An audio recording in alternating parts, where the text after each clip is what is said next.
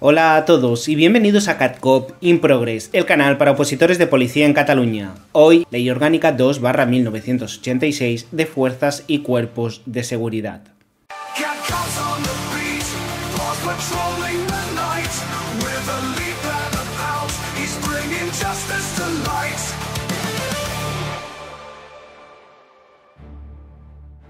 A nivel policial, es decir, en lo relativo al funcionamiento de las policías, existen distintas normas que tendremos que aprender, en especial la Ley Orgánica 2/86 y la Ley 1691 para policías locales, así como la 10/94 para Mossos d'Esquadra. Sin embargo, ya os avanzo que tanto la Ley 1691 como la 1094, la de policías locales y las de Mossos d'Esquadra, son copias en gran medida de algunos de los artículos de la Ley Orgánica 2/86. Por tanto, en el día de hoy estudiaremos la Ley Orgánica 2/86, los artículos más importantes, y cuando se repitan en las leyes 1691 o la 1094 únicamente los veremos por encima. ¿Qué es la Ley Orgánica 2/86? Es la norma estatal con carácter de ley orgánica, es decir, no es una ley ordinaria con las características propias que tiene y que veremos en el futuro. Es la norma que regula el funcionamiento de las fuerzas y cuerpos de seguridad. ¿Del Estado? No dice fuerzas y cuerpos de seguridad del Estado, dice fuerzas y cuerpos de seguridad. Y más adelante entenderemos el porqué. Esta norma establece los principios básicos de actuaciones de los fuerzas y cuerpos de seguridad. Podréis ver que incluye distintos tipos de contenido, es decir, habla de la Policía Nacional, habla de la Guardia Civil, habla de los principios básicos de actuación, habla de las policías de las comunidades autónomas, de las policías locales, de las colaboraciones, etc. Mi recomendación es, 1, leerla entera, y luego, cuando la hayáis leído, os remarcáis los artículos que vamos a ver en el día de hoy, que son los que preguntan en los exámenes y son los que hay que entender y memorizar. En primer lugar, nos vamos al artículo primero. Dice así: la seguridad pública es competencia exclusiva del Estado. ¿Qué significa? Que es el Estado, según la Constitución, artículo 149.1.29, que establece que la competencia de la seguridad pública es exclusiva del Estado. Pero CatCop, entonces, ¿cómo es que las policías de las comunidades autónomas como Mossos y Ertzaintza, en las policías locales, también tienen competencia en seguridad pública? Porque existen colaboraciones, existen coordinaciones y existen otras disposiciones que permiten, por parte de las policías de las comunidades autónomas y de las policías locales, asumir esas competencias, ya sea en materia de tráfico, de investigación, de seguridad ciudadana, etc. Sin embargo, a nivel legal, a nivel de Constitución y a nivel de ley orgánica, que siempre lo preguntan en los exámenes, la seguridad pública es una competencia exclusiva del Estado. En segundo lugar, el artículo 2. Son fuerzas y cuerpos de seguridad. Como ya he comentado, esta es la Ley 2/86 de fuerzas y cuerpos de seguridad. ¿Qué se entiende por fuerzas y cuerpos de seguridad? Se entiende tanto las fuerzas y cuerpos de seguridad del Estado, es decir, esto incluye tanto Policía Nacional como Guardia Civil. ¡Viva el Rey y viva España! Las de las comunidades autónomas, la Policía Foral de Navarra, la Ertzaintza del País Vasco, Mossos d'Esquadra de Cataluña, etc. Y finalmente, las corporaciones locales, es decir, los municipios que han asumido la competencia de crear un cuerpo policial propio, ya sea desde grandes ciudades, como pueden ser en Valencia, Madrid o Barcelona, o de pequeños municipios con apenas 10.000 habitantes. Peñafría, antigua población soriana despoblada desde 2001. Por tanto, y esta les gusta preguntar en los tipo test, les gusta hacer el juego, cuando os preguntan por fuerzas y cuerpos de seguridad, incluiremos Policía Nacional, Guardia Civil, policías de las comunidades autónomas y policías locales.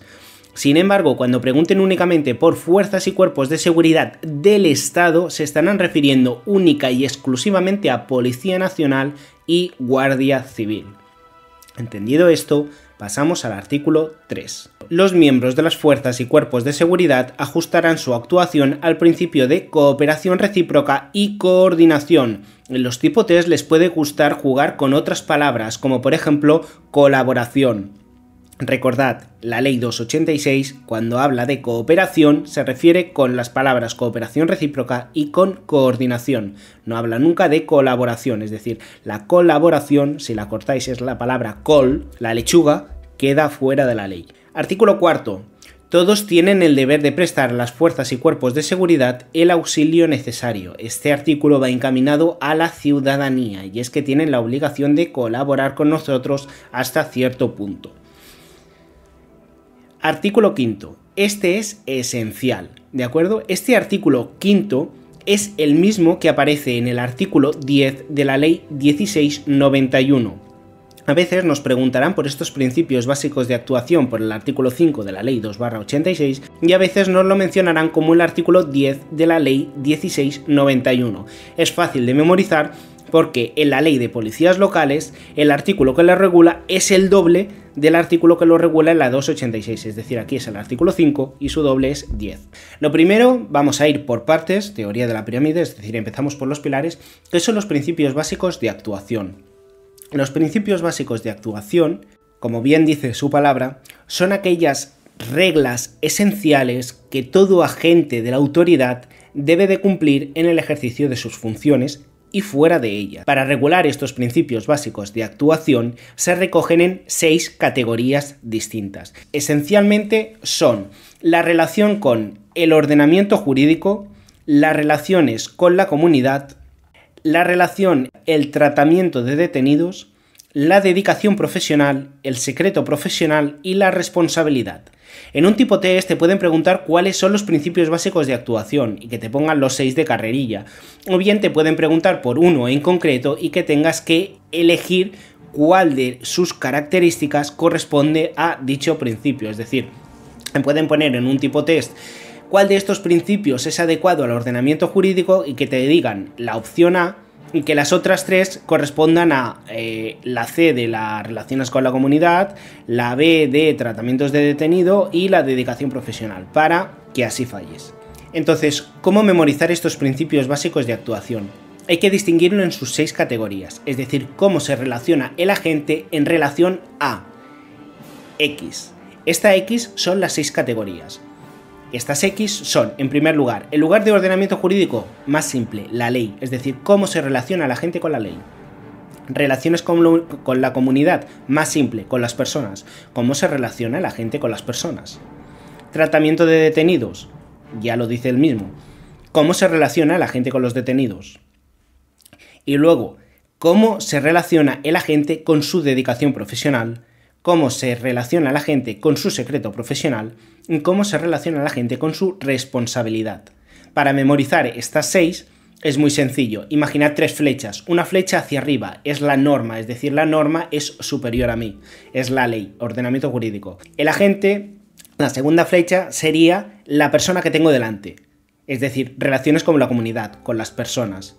Y finalmente, con los detenidos, imaginemos la flecha hacia abajo, que es la persona que tengo en el suelo esposada. Y finalmente utilizamos las siglas DCD. Pensaréis en dedicación, secreto y responsabilidad. Ahora vamos a explicar brevemente cada una de ellas.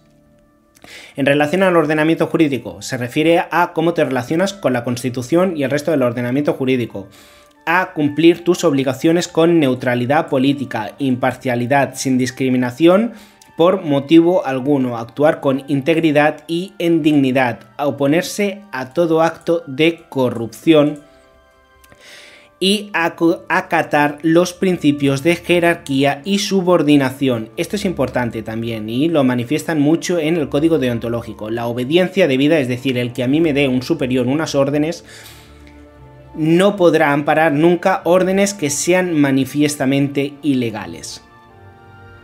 Finalmente, colaborar con la Administración de Justicia y auxiliarla.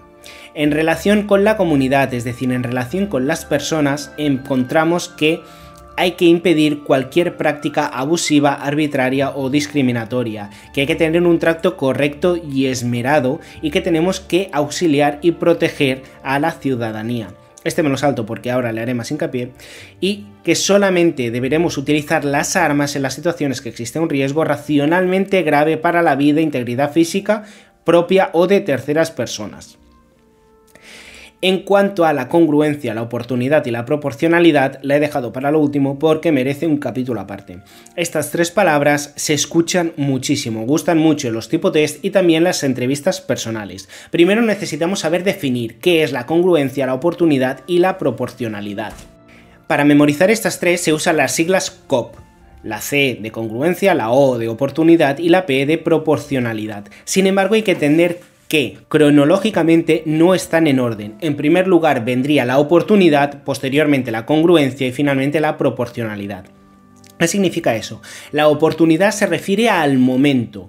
La oportunidad se refiere si en una determinada actuación yo tengo una situación para tener que actuar de una determinada manera. ¿Es oportuna esa actuación en ese momento? ¿Es necesario ese uso de la fuerza ante la ineficacia de otros medios como por ejemplo el razonamiento, la convicción, la persuasión? Es decir, yo ya he tratado de convencerle de lo contrario, ya he tratado de hablar con él. ¿Es absolutamente indispensable hacerlo en ese momento? La congruencia vendría a ser la elección del medio más adecuado. Es decir, la congruencia es: ¿puedo hablar? ¿Puedo utilizar la defensa? ¿Puedo utilizar la taser? ¿He de utilizar el arma de fuego? Es decir, ¿puedo utilizar mis propias manos? ¿Cuál es el medio más congruente para esa determinada situación? Finalmente, la proporcionalidad, que viene a ser una vez que yo ya tengo la necesidad, es decir, oportunidad, de emplear un medio, es decir, la congruencia, ¿con qué proporcionalidad, es decir, con qué intensidad lo aplico? Es la intensidad del uso del medio para producir un mal menor del que se pretende evitar, y en consonancia con los derechos del ciudadano. Por tanto, en resumen, oportunidad: ¿es oportuno? ¿Es necesario que en ese momento y bajo esas circunstancias actúe de esa manera? La congruencia: el medio que he elegido, desde el habla, las manos, la defensa, la taser, el medio que sea, ¿es el más adecuado para resolver esa situación? Y finalmente la proporcionalidad: ¿qué intensidad aplico yo con el medio elegido? Y no únicamente la intensidad, sino también la duración. Una vez la amenaza ha frenado, una vez la amenaza ha desaparecido, ¿yo he seguido actuando con esa intensidad o he parado? Pues todos esos principios de congruencia, oportunidad y proporcionalidad, sabedlos como el Padre Nuestro, porque les gustan mucho. Judas, traidor.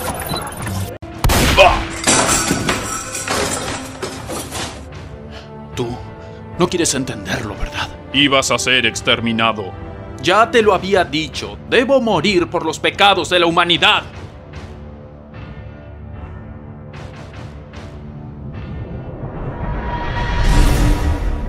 Mi misión es protegerte. ¡Basta! ¡No mates a Judas! Judas es el traidor. Lo sé. Oye, tengo mucho que hacer ahora mismo y tú realmente me estresas, ¿ok? ¿Entiendes?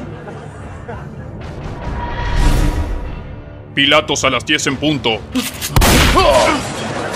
¡Dame esa cosa!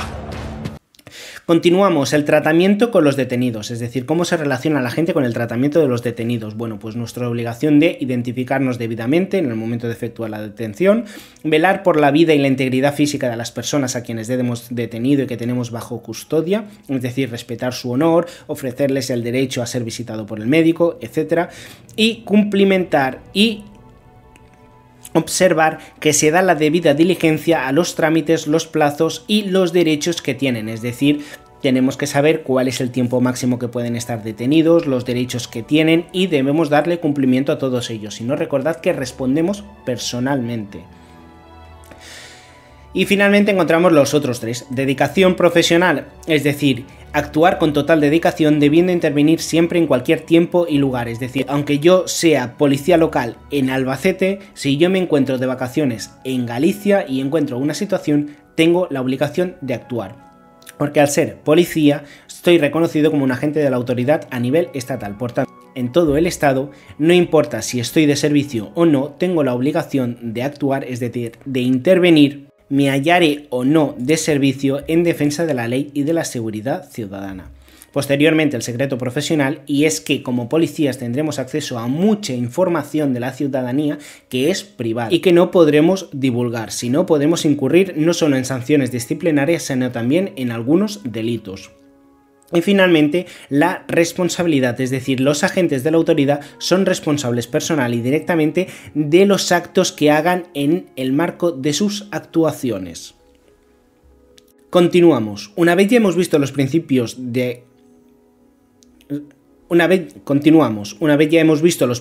básicos de actuación, pasamos a otros aspectos no menos importantes. Artículo 6. Los poderes públicos promoverán las condiciones más favorables para una adecuada promoción profesional basándose en los principios de objetividad, igualdad de oportunidades, mérito y capacidad. El mismo artículo, el apartado 8, los miembros y fuerzas de cuerpos de seguridad no podrán ejercer en ningún caso el derecho de huelga, ni acciones sustitutivas del mismo, concertadas con el fin de alterar, etc.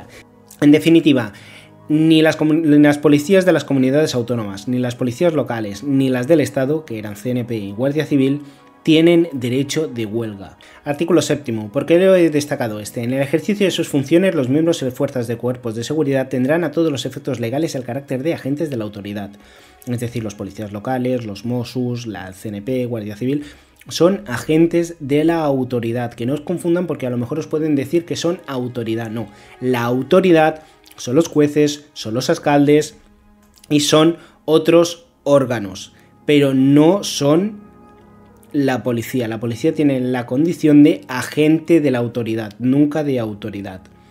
La Guardia Civil solo tendrá consideración de fuerza armada en el cumplimiento de misiones de carácter militar que se les encomiende, de acuerdo con el ordenamiento jurídico. ¿Qué significa esto? Más adelante veremos las funciones de la Guardia Civil y que su carácter es distinto del de Policía Nacional. La Guardia Civil es un instituto armado de carácter de naturaleza militar, mientras que el CNP es un instituto armado de carácter civil. Al igual que las policías locales y las de las comunidades autónomas, son institutos armados de carácter civil.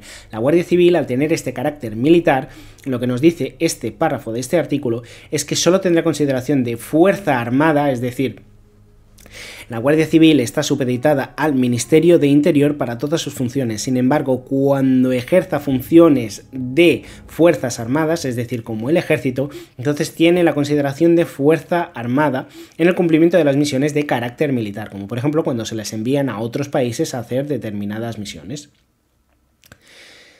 Espero estarlo explicando bien. Si hay algún guardia civil que lo escuche, algún miembro del CNP que lo entienda mejor, y si he cometido algún error, pues por favor me lo dejáis en los comentarios, que el objetivo al final es explicar las cosas con claridad y que no haya errores para poder aprobar todos la oposición.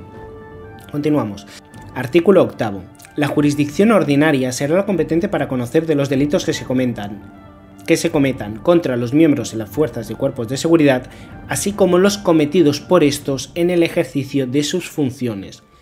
Significa que si yo como agente de la autoridad cometo un delito, será la jurisdicción ordinaria la que en primer lugar conocerá del delito. Es decir, la jurisdicción ordinaria, ya veremos cuando tratemos el tema penal, empezaría por las actuaciones de los jueces de instrucción, como más adelante detalla. Sin embargo, cuando estos reciban el caso, lo derivarán a la audiencia provincial correspondiente, y es que a los agentes de la autoridad se nos juzga en la audiencia provincial. Seguimos, artículo 9. Como os hablé de la naturaleza de los cuerpos, el CNP, Cuerpo Nacional de Policía, es un instituto armado de naturaleza civil, dependiente del Ministerio del Interior. La Guardia Civil es un instituto armado de naturaleza militar, dependiente también del Ministerio del Interior. Sin embargo, en tiempo de guerra y durante el estado de sitio dependerá del Ministerio de Defensa, y tal y como hemos visto anteriormente en este artículo, también tendrá la consideración de fuerza armada en el cumplimiento de misiones de carácter militar. Seguimos. De las funciones de las policías. Os lo leéis por encima. Artículo 12. Aquí es cuando habla de las funciones del CNP y de la Guardia Civil. ¿Por qué son importantes distinguirlas? Porque les gustan los exámenes. El Cuerpo Nacional de Policía se dedica a lo relativo al DNI, es decir, la expedición del Documento Nacional de Identidad y de los pasaportes, y del control de fronteras, como hemos visto en el programa de DIMAX, el control y salida del territorio nacional de españoles y extranjeros y las previstas en la legislación sobre extranjería, refugio, asilo, extradición, expulsión, inmigración e inmigración. Es decir, personas y los papeles que tienen que tener cuando van a entrar o cuando ya están dentro o cuando tienen que salir. En cambio, la Guardia Civil no se encarga de las personas, se encarga de las cosas que llevan las personas, es decir, de las armas, de los explosivos, del contrabando, y se encarga del control de las vías de comunicación terrestre, costas, fronteros, puertas, aeropuertos... Anem a pams. Els Mossos tenen autoritat sobre la zona terra, o sigui, des que entres a l'aeroport fins al filtre de seguretat. La Policia Nacional controla el tema passaports. La resta, duty free, portes d'embarcament, rampa, pista... El que es coneix com a espai aire és terreny de la Guàrdia Civil. Continuamos y nos encontramos posteriormente el artículo 37 que habla de las comunidades autónomas. Cuando sus respectivos estatutos lo prevean, podrán crear sus propias policías autonómicas, vaya a ser Ertzaintza, Mossos, etc. Seguimos bajando y nos encontramos... Importante también, ¿recordáis que hemos hablado de cooperación y coordinación y que no existía la palabra colaboración en ese artículo que vimos anteriormente? Pues aquí otra parecida de coordinación. Los miembros y fuerzas y cuerpos de seguridad del Estado, es decir, CNP y Guardia Civil, y los cuerpos de policía de las comunidades autónomas deberán prestarse mutuo auxilio e información recíproca. Estas dos palabras son las que les gustan en los exámenes, mutuo auxilio e información recíproca, en el ejercicio de sus funciones respectivas. Seguimos para adelante. Recordad que todo esto, aunque no esté señalado, leéroslo al menos una vez para que cuando vayáis a los exámenes. Policías locales. Los municipios podrán crear cuerpos de policía propios. Perfecto. Dichos cuerpos solo podrán... Esto es importante, les gustan mucho los exámenes de policías locales. Dichos cuerpos solo podrán actuar en el ámbito territorial del municipio respectivo. Entonces, si en el pueblo de al lado está pasando algo gordo, no puedo ir. ¿Cuándo puedo ir? Pues cuando sea en situaciones de emergencia y previo requerimiento de las autoridades competentes. A nivel legal es así. Los cuerpos de policía local, de nuevo, son institutos armados de naturaleza civil con estructura y organización jerarquizada. Y aquí hablan de las funciones de la policía local. No voy a entrar en ella ahora porque la trataré en la 1691, que es más concreta porque está dirigida expresamente para policías locales. Finalmente, ya vamos acabando con esta ley, en los municipios que tengan cuerpo de policía propio podrá constituirse una junta local de seguridad. En su presidencia corresponderá al alcalde. ¿Qué es una junta local de seguridad? La junta local de seguridad es una institución, es un órgano que se dedica a velar por la seguridad del municipio a distintos niveles y está formada por distintos representantes de miembros de seguridad, es decir, puede estar representado por un guardia civil, un CNP, los Mossos d'Esquadra, el propio cap de la policía del municipio, el alcalde y personas invitadas, si por ejemplo hay una empresa de seguridad importante, etc. Sin embargo, el tema de la Junta Local de Seguridad lo trataremos cuando tratemos la Ley 4/2003 de Ordenación del Sistema de Seguridad Pública de Cataluña, que habla de todas las instituciones de que disponemos. Y si creíais que eso es todo, si os habéis quedado hasta el final del vídeo, enhorabuena, porque en las disposiciones adicionales hay un supuesto que también les gusta preguntar. En los supuestos en los que dos o más municipios limítrofes pertenecientes a una misma comunidad autónoma no dispongan separadamente de recursos suficientes para la prestación de servicios de la policía local, podrán asociarse para la ejecución de las funciones asignadas a dichas policías en esta ley.